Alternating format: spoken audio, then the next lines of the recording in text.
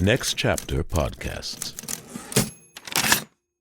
From the history of radioactive makeup to all the loony things Henry VIII did to ensure we never stop making movies about him, Weird History is a podcast that answers all the questions you didn't even know you had about the most unbelievable people, places, and events of the past. Based on the hugely successful YouTube channel, Weird History invites you to bone up on what it was like to use a public bathroom in ancient Rome while learning about the single worst year of all time. Don't worry, we missed it by a millennium or so. Then get the skinny on modern history, like the true story behind The Conjuring, and just what the hell Steven Seagal did to get banned from SNL. Let Weird History be your guide to the stranger side of history they don't teach you in school. Because the past is weird, a lot weirder than you think. Subscribe now, wherever you get your podcasts.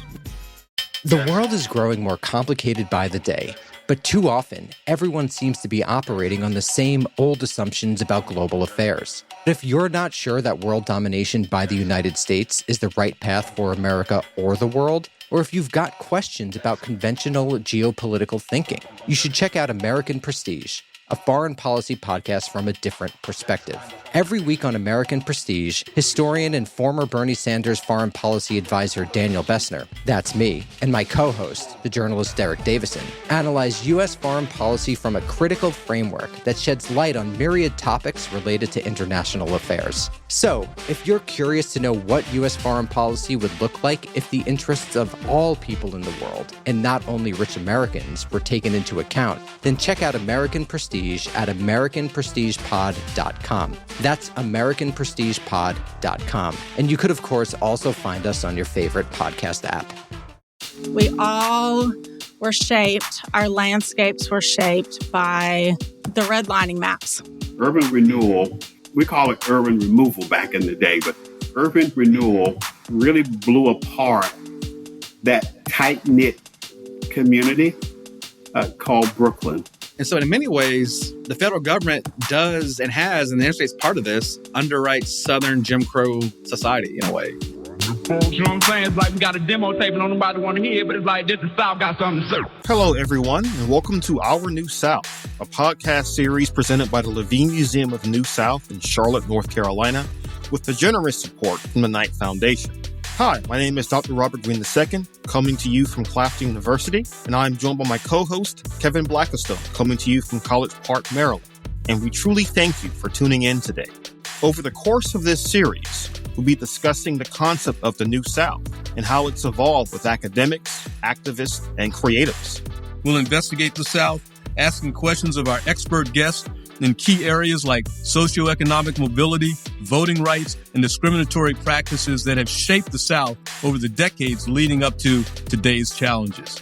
We thank you for joining us on this journey and ask that you please tell your friends and family about us. Follow the show, rate and review on Apple Podcasts, Spotify, or wherever you get your pods. Okay, let's get to today's episode of the show. The South got something to say.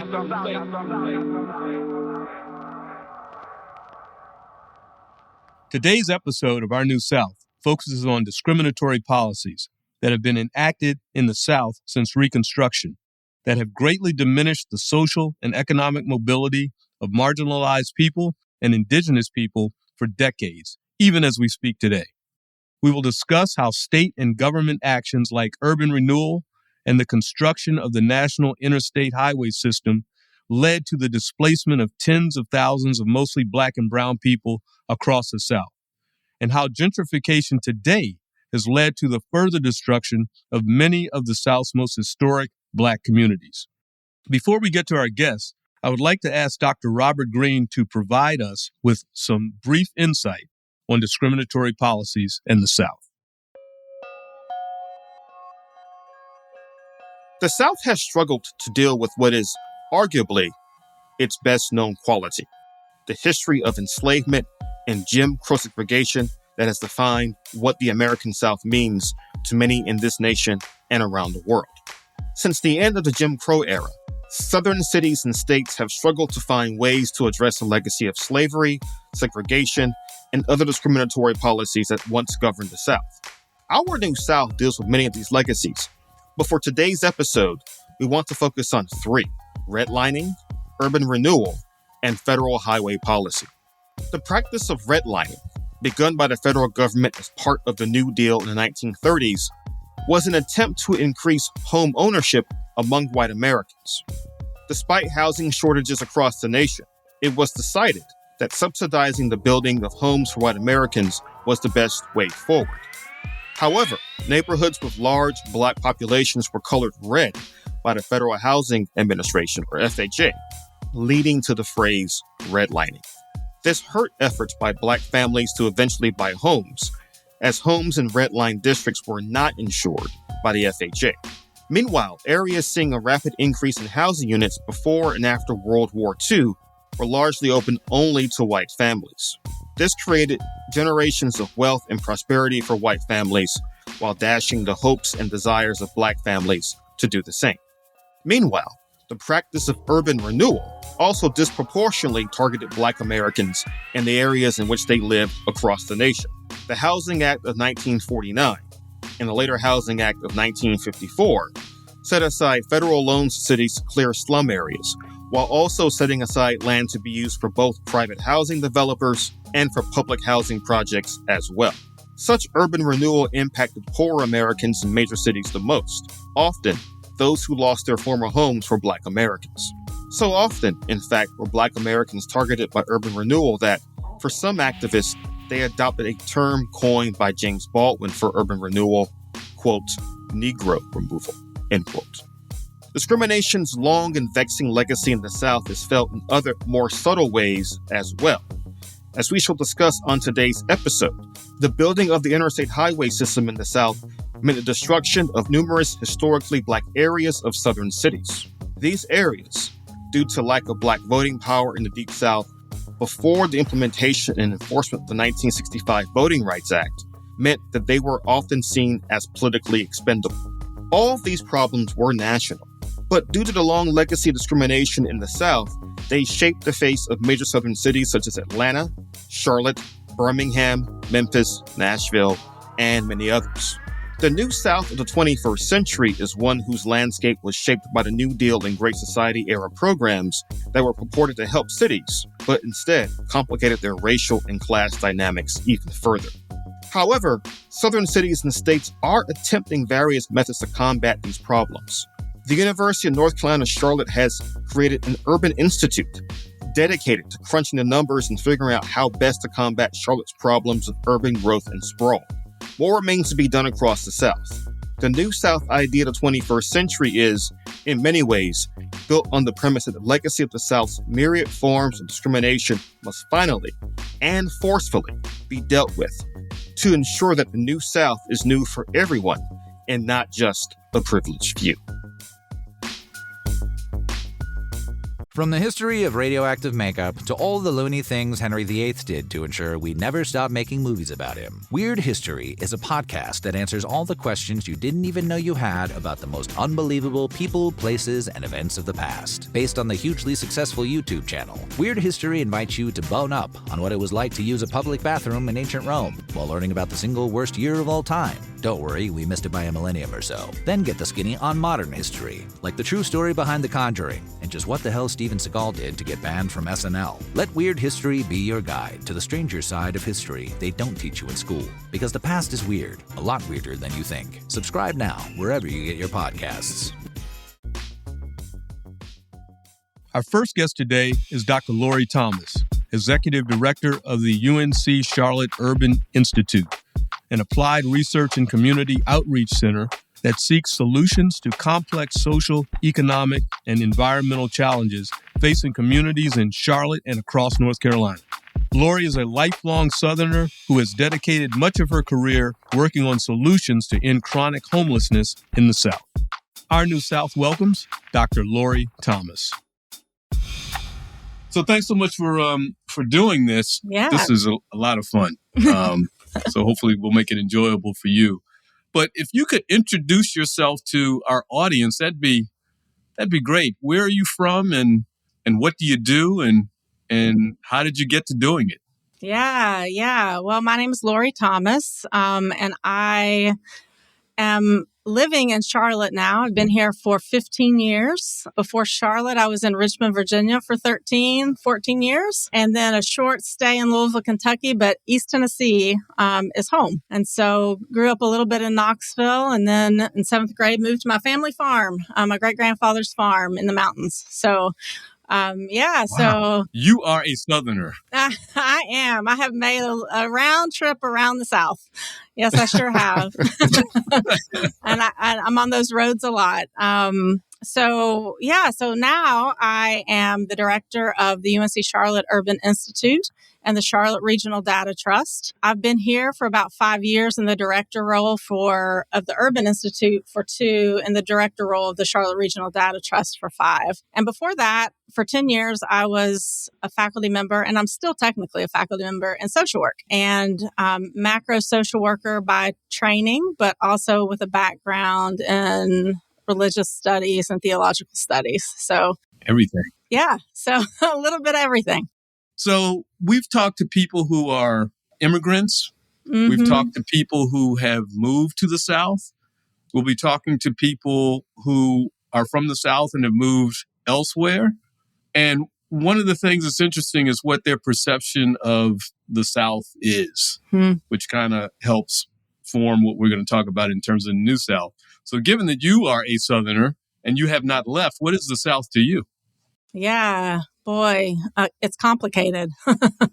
That's what the South is to me. I mean, it's home, right? So, and Appalachia is also home to me. So there's some interesting layers to that for me. I don't, you don't know the water that you're swimming in until you start to develop some awareness of being from the South. And it was interesting for me to move from East Tennessee to Louisville, Kentucky, to Richmond, and then eventually to here to Charlotte, and to recognize the different tenors of the South, but then to also see some commonalities and some common struggles, some common oppression, and some common opportunity. And so, I think it's always complicated to me. It's the place I love. You talk about food.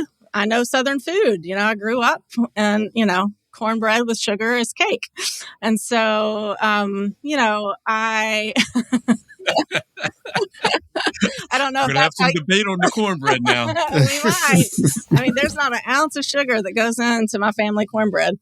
But so there's those pieces that I so love, and growing up in, for a time in suburban Knoxville, but then from 7th grade through high school on my grandparents' farm, there's also this kind of small community, small, very connected by relatives community that I also had the chance to experience. And then in my adulthood, I've been in urban centers. And so having seen kind of all of that and really not understanding the complexity, early on, that I've come to understand and really realize how it was shaping me as a white person in Appalachia as much as it was shaping, Black folks and people of color in urban centers, and trying to come to grips with all of that. And so it's complicated. It's beautiful and it's troubled. And so your work is trying to figure out what those problems may be and come up with some remedies to those problems. Is that fair? Yeah. I know it's complicated, but. Well, I mean, I think that's definitely a part of it. Like, I do community engaged, community facing research. My academic career has been that. And so that's always about, figuring out the information that change agents in the community need to make good decisions, to drive action. And so that's definitely always a part of it, I would say. Right. And I certainly want to come back to that point about being a public-facing scholar and the work that you do in that regard. But before we get to that, I do want to ask you a bit about telling our audience a bit about some of the changing demographics in Charlotte, especially as it relates to the issue of gentrification and how neighborhoods in Charlotte are changing. In particular, what we're seeing right now is that historic Black Charlotte is facing some issues with gentrification, being kind of pushed out of those neighborhoods. So could you tell our audience, especially those who are not from Charlotte, about some of the challenges facing Charlotte and gentrification especially with the Black community in Charlotte? Yeah, I think I'd address that from both a kind of a policy angle, that there's a reason that we got here, but then really kind of the challenge of gentrification is, and I think it's really important to distinguish between gentrification and displacement, right? So there's some things that are happening in communities on the West End that community members have been asking for. They have been advocating for themselves, the Black community in Charlotte. But it's when, bringing in revitalization and new development, when that begins to push out and displace either housing or culturally displaced communities, that is a different kind of story. And we are seeing that, right? We are, and particularly, in my world, in my academic and research home around homelessness, that certainly has a direct impact on that. But, to me, that is, it is certainly happening. We can't turn an eye toward it. We have a larger housing affordability issue that gentrification exacerbates. It's not the only issue, but it's important to understand, how that housing shortage that we're having particularly plays out on these traditionally Black urban neighborhoods. One of the themes to our podcast is the New South. And so to hear what you just said and what you're trying to balance, how much has displacement and even gentrification played in what we now call the New South? And how can you judge that? Is it a good thing or is it a bad thing? Well, I think the outcomes are what you look at to judge it, like who's been displaced, right? Has it fallen on the same people over and over again? That has to be a metric along with all the other metrics we look at for prosperity and success, right? Who has it consistently fallen on to bear the brunt of economic prosperity? So to me, that's one of the pieces. I think part of what shapes the New South is also what shapes the United States. And I honestly think we're talking about the New South, but I don't want to can't let the other parts of the country off the hook here. We all were shaped, our landscapes were shaped by the redlining maps of the 30s and 40s. So Homer Hoyt was eventually a part of the early infrastructure of developing housing policy in this country. And his dissertation was really about risk, right? So all this early redlining stuff came out of Homer Hoyt's dissertation. A lot of it did. And there's a slide from his dissertation, and I'm actually looking at it now, and it lists the most and least favorable races and ethnicities, literally from 1 to 10, to guide lender and insurance decision making. Right? I would show that to my students, and people are like, really? And so, of course, number one is English, German, Scotch, Irish, Scandinavians, right? And so this is the guiding of our decisions around early home ownership. And we know, from the work around, I can't think of his name right now, the Color of Law, Richard Rothstein, I think, that, over 95% of the original mortgages were guided and approved for white people through this kind of decision-making tool, right? So this dissertation, this academic artifact had so much to do with how he made that decision. Of course, and then I think number 2 is Northern Italians. But if you look at the tail end of the list, 8, 9, and 10, it's Southern Italians, Negroes, and Mexicans, right? And so that literally shaped our maps.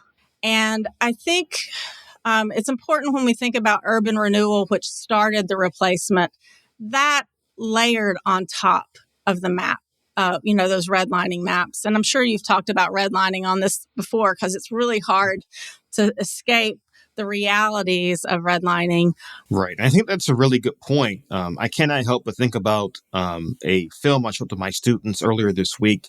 It was of Jesse Jackson speaking at the 1972 Gary Convention, where he mentions that now Black Americans can move anywhere in the country, but we can't pay the note, alluding to that redlining issue and gentrification, right? And I want to bring this to your own personal work in Charlotte.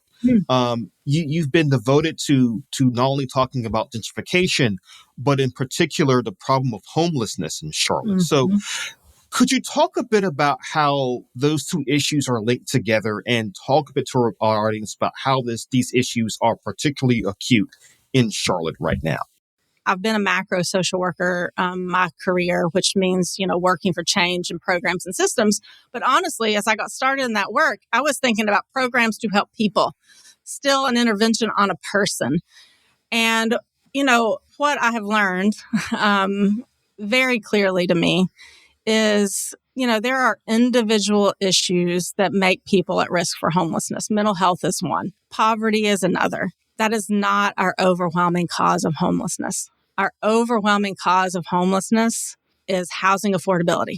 I absolutely believe that. The scale at which we have homelessness is because of housing affordability. And, just to recommend a book that came out in I think it was last year for your readers, there's a book called Homelessness is a Housing Problem. It is a great book that really dismantles the rationale with data behind homelessness and all these other reasons that people say people are homeless. And because of the difficulties we have and the time it takes to build affordable housing to ensure that gentrification doesn't lead to displacement, gentrification is actually exacerbating affordable housing, the affordable housing shortage, right? And so that is what's connected to homelessness. And we're seeing it in Charlotte, like we're seeing it around the country, that as our affordable housing declines, our homelessness rate has gone up. And our homelessness rate has increased since before the pandemic until now. And I think there's a couple of stats and maybe a couple of anecdotes as well that really stick out to me. One is the statistic that in 2011, the share of apartments that rented for under $800 a month in Charlotte was 45% of the rental properties. 45% of the rental properties in 2011. Now, this is right after the recession, but 45% of those properties rented for under $800 a month. By 10 years later, by 2021, that had fallen to 13%. 13% of our rental stock rents for under $800 a month. Well, thank you so much for your time. This is fascinating. For millions of Black Southerners, ideas of redlining and urban renewal were not just concepts to be found in a textbook or arguments to be put forward by politicians, but were real laws and policies that directly impacted their lives. Arthur Griffin is a Mecklenburg County commissioner and spent his youth in Brooklyn, an African-American neighborhood in Charlotte. Once a thriving community and center of Black life in the city, Brooklyn was raised during Charlotte's first phase of urban renewal in the 1960s and 70s. These policies displaced residents, businesses, and institutions as they demolished the built landscape. Mr. Griffin shared the story of Brooklyn with us and the impact of urban renewal that continues to shape the lives of people across the South and around the country, even in 2024. With respect to role models, whether they were preachers, whether it was shop owners, there was always this notion, and sometimes I use in speeches, I would say to folks, there was never a billboard on the streets, or marketing on the radio or TV, but there was always a notion that the conversations were, do your parents good?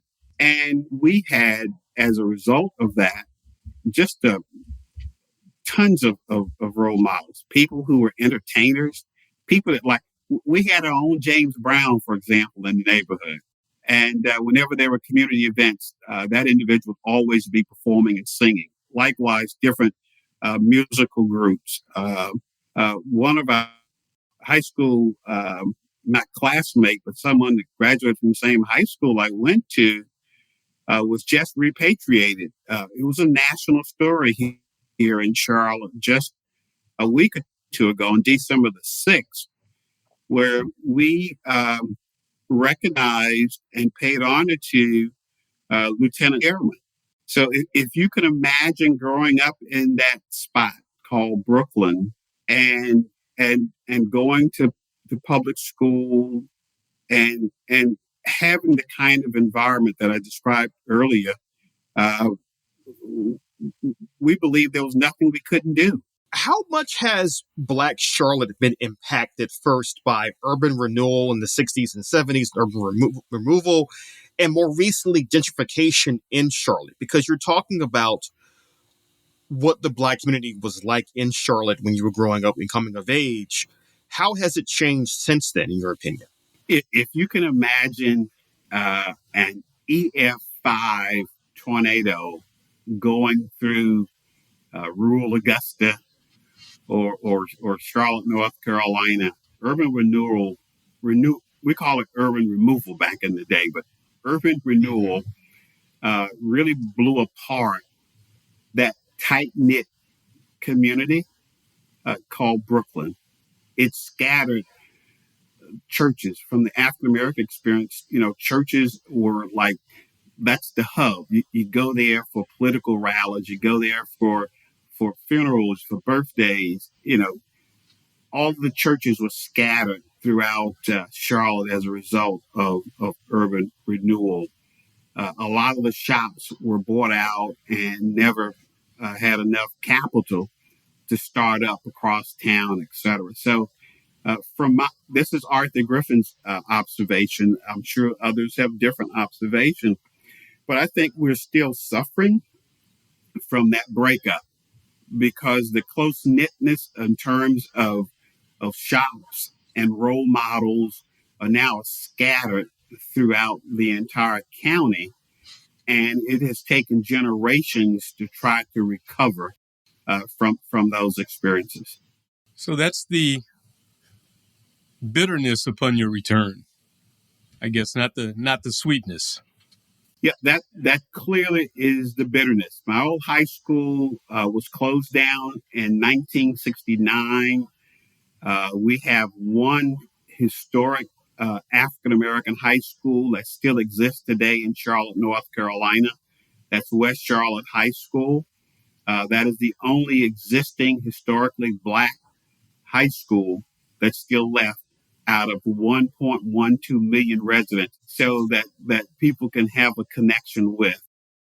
As you asked me earlier about urban renewal, it really broke that kind of connectedness up.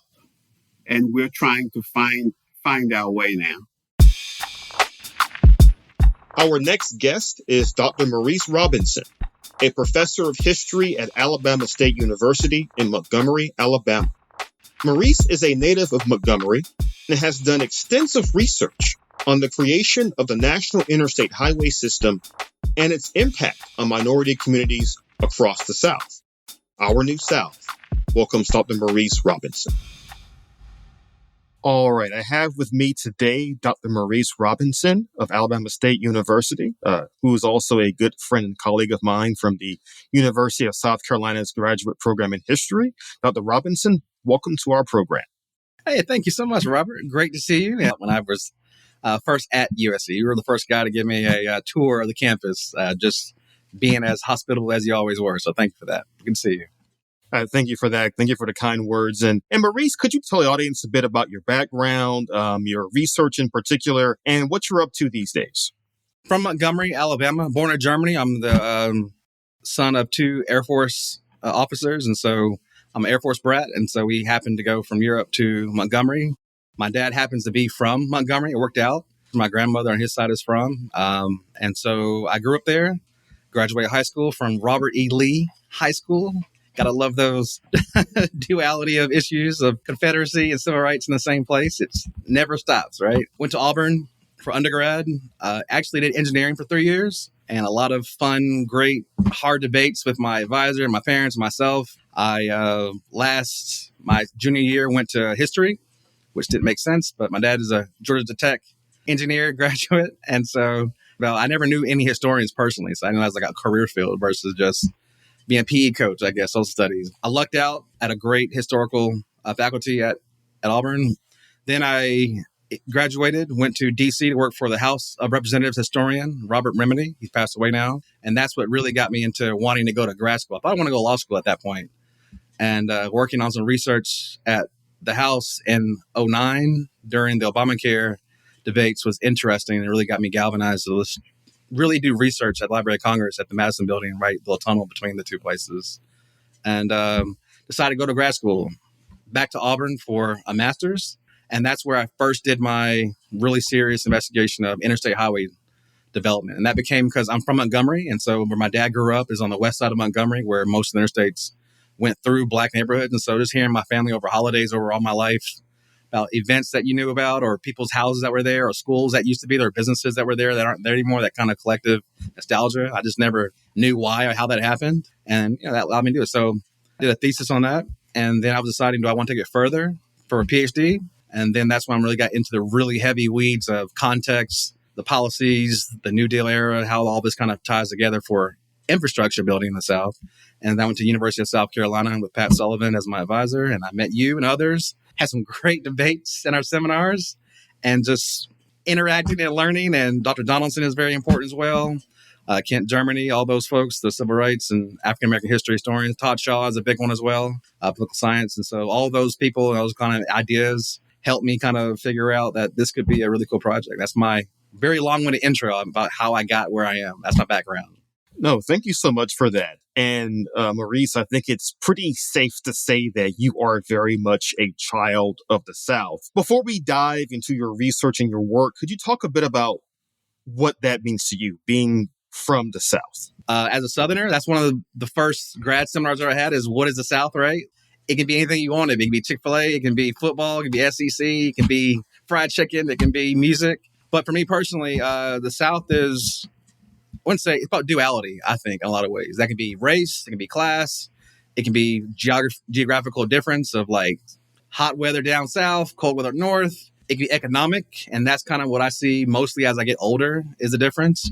It could be the idea of is education a privilege or a right? Like those are the breakdowns is that kind of tension between privilege and a right.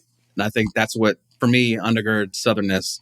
And that's a perfect segue to talking a bit about the meat of today's episode, which is infrastructure in the South and how it, A, has been historically influenced by Southern history, and B, how it itself has influenced Southern history. So you made mention of the interstate highway system and how it's, influenced, of course, cities like Montgomery and the like. How did the federal government go about building the interstate highway system?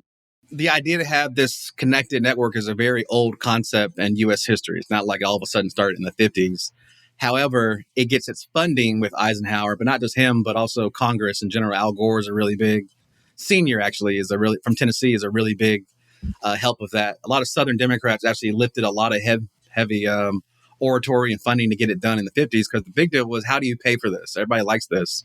Eisenhower and a lot of his advisors, a lot of Republicans realized that if we make a national argument or rhetorical argument about making it a military thing as well, that will just help it guide it through Congress a little easier. That wasn't really the reason why, but rhetorically that helps pass the legislation in both houses. But it's actually, how do you get the funding? That's what really was what the 56 Act does. Is there are other federal rate highway acts, but this one is what finally says, 90-10 split. And how do you get the federal government to pay the bulk of it? Because you know how southern states are very conservative budget-wise, right? We don't want to be on the hook for things in the future when we know our money is always going to be there 20 years later to do the things that we are contractually having to uphold, right? So that's kind of the whole point is, how do you pay for it? And that's what the 56 Act actually finally made everyone happy about, at least the majority of people happy about, politicians, about how to pay for it, the bulk being federal government. And so in many ways, the federal government does and has, and the interstate's part of this, underwrites Southern Jim Crow society in a way.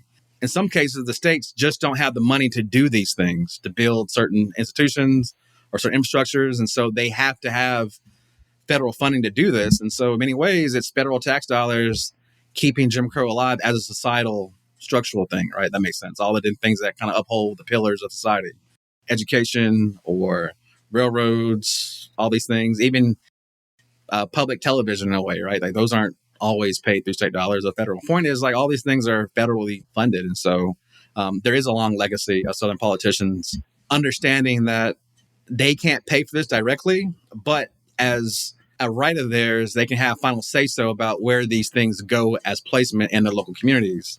And that's where they get control over last sighting of these projects, whether it be TVA power lines or whether it be highways or anything else or ports even sometimes, especially during World War II, World War I. Right. And as a quick follow-up, talk a bit about how the politics of Alabama in the 1950s and 60s are influencing how the highway system is built in that state.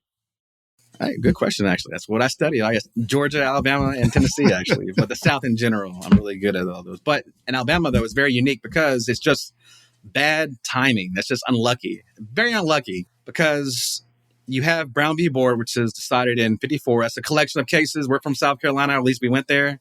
So we know that there are other cases that are part of it. I can't say that without saying that, right? Around one of those was a bus, right? School bus. Transportation, right? The one in South Carolina, Orangeburg, at least, right? Right. Briggs v. Elliott. So in Alabama, you have a upstart that his name is Samuel Englehart. He is a plantation owner. Even in that time, he really is that. In Macon County. This is where Tuskegee is. He's also the state president of the White Citizen Council, the genteel way to be racist, right, in the South. He's also the local president of that associate of that chapter, and he's also a state senator. And so I think he is Wallace before Wallace, actually. People don't know who he is, but he actually is Wallace before Wallace. And I said it because he runs for the gubernatorial election in 58 and the primary. And he's also part of the Democratic Party state party as well. Like, he's really like that guy. He's going to be that person. And here's how it works out in Alabama in most places, right? The primary. You win the primary, you win the election. He went up against a guy named John Patterson, a lawyer. Patterson wins the primary in a way, and so as a consolation backroom deal kind of thing, if Englehart's supporters support Patterson, Patterson would give him the next highest paying state job in Alabama, which was highway director. And that's how he became the director right in the middle of the last rounds of finalizing the interstate routes. And so he sees the bus boycott in Montgomery with Rosa Parks and Edie Nixon and King and Abernathy as one of the biggest embarrassments to all Southerners ever. And he makes it like his personal job to pay back those folks. But I want to ask as a follow-up to that, of course, you're quite familiar with the work of Raymond Moll, the geographer, historian, who wrote extensively about infrastructure in the South. And in Moll's report called The Interstate in the Cities, Highways, Housing, and the Freeway Revolt, he writes about how Southern cities like Birmingham, Nashville, Miami, many others, how they were intentional in choosing to really separate Black and white neighborhoods via highway construction. Now, my question to you is, why do you think cities in the South were so deliberate in those choices? Number one. And number two, again, you're a lifelong Southerner. You've seen this both as a historian, as a citizen of the South. What do you think has been the long-term impact of this highway construction through these neighborhoods? Well, that's a good question. A very long question to answer, but a good question. It's probably one of the best ones in terms of, like, we're still dealing with that as research, right? The impact. But for me personally, I'll say that Raymond Moll did, and his workers and his students did a lot of great work to just show that these things are not accidents at all. Like, there's a pattern, whether these are different states or cities, for some reason, they're all following the same, or they're affecting the same type of communities. No matter it's New Orleans, Dallas, Houston, Nashville, Little Rock, they're all, even Atlanta, right? Or Macon County. Macon, Georgia, which I didn't know until doing further research, right? They're all doing the same thing. Orlando is a big one as well. They're all doing the same stuff, guys. So you have highway development that is tied to urban blight, urban renewal programs, which are also federal programs. And so it's almost like if you're a booster or chamber of commerce, you can now use, again, federal dollars without having to pay the full weight from your own budget to re-engineer or respatialize your urban center that you see as black, as you see as being blighted, just crime-ridden, which is not always true, but that's just the perception by a lot of white politicians and bureaucrats, right? Which is why Inglehart's important, is that they're targeting black businesses or areas that are supporting the civil rights movement. And so that's where you have like your black business districts that are very vibrant. They have black professors, teachers, doctors, nurses, middle class. In many places, those are places that are being identified as spots because they help support the civil rights movement. So Atlanta is an older concept, but I-20 is something that was built a little earlier, but it's still a federal project because right by Spelman, but AU Center, right? Nashville, Fisk, Tennessee State, that goes right between both of those on purpose. It's the whole thing. In Montgomery, ASU, that all those professors that helped the boycott were actually ASU professors at Alabama State University. Abernathy is a professor at ASU. Joanna Robinson is a professor at ASU. I mean, that's one of the reasons. So, like, their neighborhoods are not blighted. They're not part of slum criminals at all, but they're impacted. Yeah, I think that's a great point, especially when we think about how we define the South. And I think for many folks, including yourself, a major part of defining what the South is the idea of community, of strong, close-knit, well-knit communities that are together. And yet, what you're pointing out here is that one of the casualties of the interstate highway system and the battle for the civil rights movement is that sense of community in many of these black enclaves in various southern cities throughout the region. And this relates to something that you wrote. You once wrote a while back that, quote, racialized social engineering and urban planning would continue to shape urban communities across the South, end quote. Now, you've already talked a bit about this, but could you further elaborate on your thoughts about that quote today? And do you think that they're still shaping urban communities even in 2023? The answer is yes, they still operate. Just maybe not as overtly. I think you have better checks and balances, but sometimes not at all. And so when I say racialized social engineering, you don't have to explicitly, this is one of the disagreements with a professor that you know very well, where is the smoking gun when you try to say these things? Like, I don't see that this guy said that he hates black people. He put a highway through it. Well, okay, yeah. It may not be that easy, but that doesn't mean that you can't use structural theories or frameworks to show maps or to make an observation that Raymond Moll did. Or like, you don't have to like have a guy say he did this because they're black, but this is the impact of that disparate impact studies, right? This is what happened, though. To wrap up our conversation, I know, and again, as historians, we're both quite leery of talking about the future. We're much more comfortable in the past or in archives or in reading seminars. But you're currently at Alabama State. You grew up in the South. You've seen the South change a lot during the course of your lifetime. When you hear the phrase, the New South, and you mentioned it earlier in regarding the late 19th century, the traditional term of that time period for Southern history. But when you hear the New South in a contemporary context, what does that term mean to you? What does the South today mean to you as a lifelong Southerner? Oh, you're right. I mean, it has different definitions. And so we're not going to use the Henry Grady definition of like boosterism, right? But for me personally today, people I talk to, friends and colleagues of our generation, I'm 38. So yeah, that's we're millennials. Yeah. Make sure all these new names now. Mm-hmm. Elder millennials, that is. Yeah.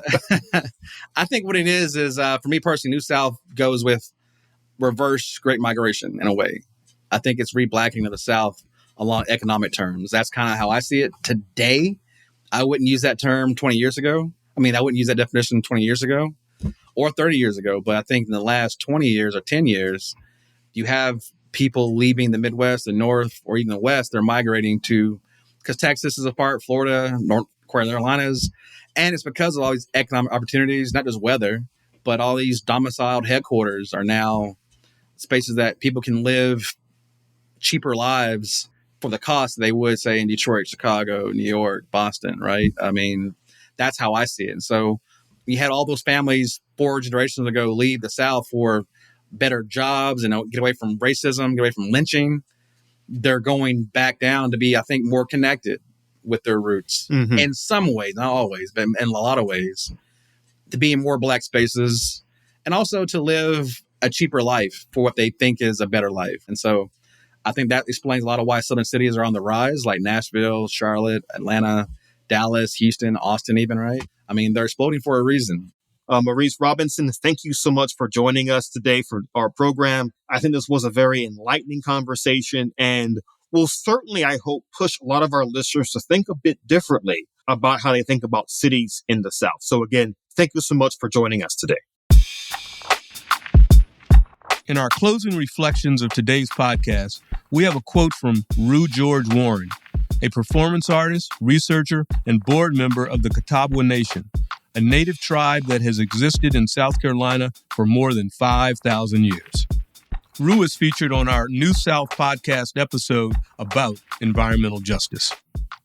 So in the 30s and 40s, the United States created this new status called federal recognition, which was basically a way to formalize the relationship between the federal government and tribal nations. Catawba Nation was one of the tribes that was federally recognized in that period. We submitted our constitution in the 40s, and that's how we got federally recognized. But very quickly after that, by the 1950s, the United States has changed its policy once again to one of termination, which is their literal term for it, not my summary of it, in which they would go into tribes and they would take a vote of just kind of whoever was around, not a representative vote at all.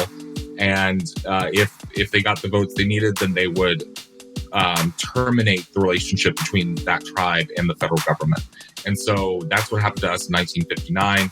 In the snap of a finger, we ceased to exist in the eyes of the federal government. Why this is important is because it was part of a bigger push by the United States since the 1800s to transform tribes from being sovereign political organizations into being racial minorities within the United States, right?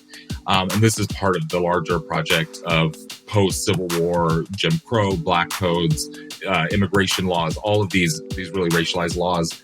And so in the South, the way that tribes are being dealt with is very similar to how other racial minorities were being dealt with, particularly Black communities in the Southeast.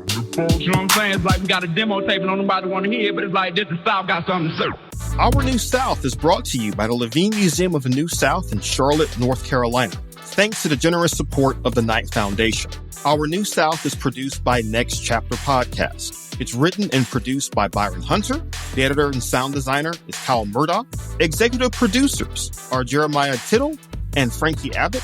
Our technical producer is Brian Douglas. With special thanks to Levine team members Alexander Piñeres, Karen Sutton, and Cliff Whitfield. Please follow the show, subscribe, rate, and review on Apple Podcasts, Spotify, or wherever you listen to your podcast. Learn more at ncpodcast.com/Our New South and museumoftheNewSouth.org. The South got something to say.